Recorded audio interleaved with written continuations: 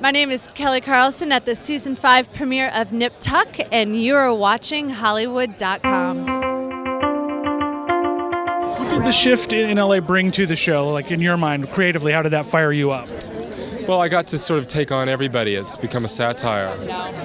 I take on myself in a weird way, which is fun. The showrunners, rather.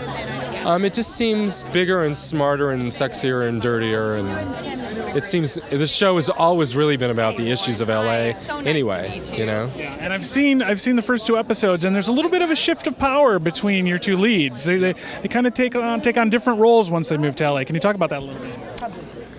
I don't know. I thought it would be really interesting for Dylan to become the successful, sexually lucky one, and Julian to sort of fail, you know, which I think. But then halfway through the year they switch again, so. I think the fans will like it. I think it's good for the actors. You know, the Sean McNamara character, he kind of becomes a famous TV star, and Christian gets kind of left on the pile, and he kind of tries to come up with so many things to kind of compete with what's going on, and he fails consistently. It's made the boys little fish in a big pond as opposed to the big fish they were in a little pond. And that's a lot. That's a big deal for them, you know, on all levels. And I think that's very exciting. Well, to Ryan Murphy's credit, we could have stayed in Miami and kept the show set there for at least another year.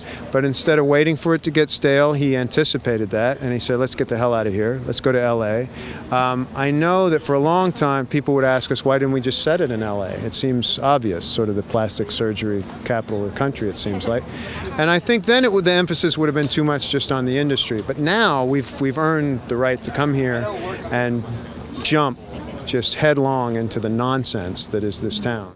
It's so much fun because we've been doing it for so many years, and the dynamic is built in, and we kind of know what each character is putting into the room, and we can just kind of work off that immediately.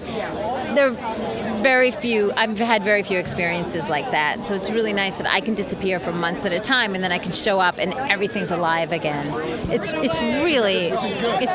an exceptional opportunity, I think. How did you find yourself in Los Angeles? Well, her and Matt are married. You know that.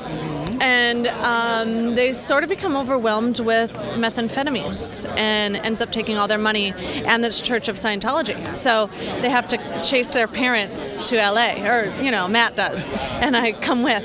And you know, we get cozy here, and we don't want to go back, and Kimber goes back into the porn world. And Kimber was a porn superstar.